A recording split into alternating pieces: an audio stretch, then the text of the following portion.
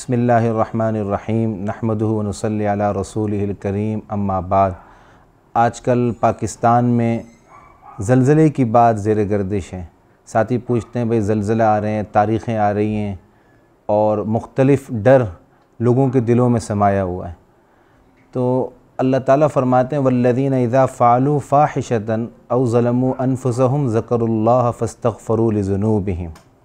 دیکھو، جب کوئی برائی کر بیٹھتا ہے انسان، کوئی گناہ کر بیٹھتا ہے، تو اللہ تعالیٰ نے اس کا آسان سا نظام یہ بنایا ہے، آسان سا طریقہ کار یہ بنایا ہے، بھئی غلطی ہو گئی، او ظلموا انفسهم، اپنی جانوں پہ ظلم کر دیا، ذکروا اللہ، اللہ کا ذکر کرو۔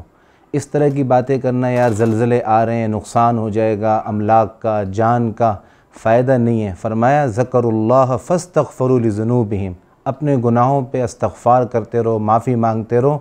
استغفار کے مختلف طریقے، کوئی ساتھی یہ بھی پڑھ سکتے ہیں استغفر اللہ العظیم، کوئی کہ استغفر اللہ ربی من کل ذنب اذنبتہ عمدا او خطأ سرا او علانیۃ واتوب الیہ۔ ہمارے شیخ استاذ العلماء حضرت اقدس مفتی محمد ظفرعلی خان صاحب نور اللہ مرقدہ فرماتے تھے کہ سید الاستغفار وہ ہے استغفر اللہ العظیم۔ انسان کثرت سے استغفار پڑھے گا، آنے والی آفات، تکالیف، مصیبتیں، غم، رنج، النج اللہ استغفار کی برکت سے دور فرما دے گا۔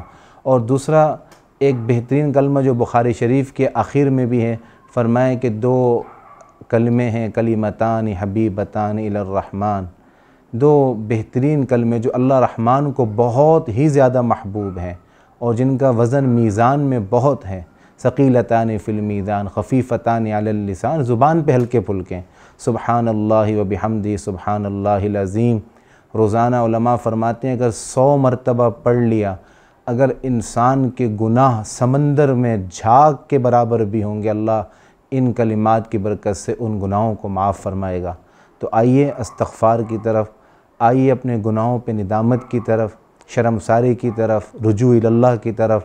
ہمارے پاس ایک یہی حل ہے کہ ہم اللہ کو راضی کریں تاکہ آنے والے تمام مسائل اللہ دور فرما دے۔